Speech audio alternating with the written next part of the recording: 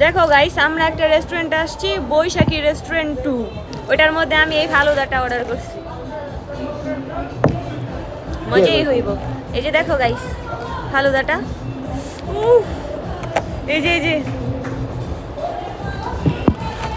দেখো স্যারে রে, কত জঘন্য হইতাছে দিন দিন, কত জঘন্য হইতাছে।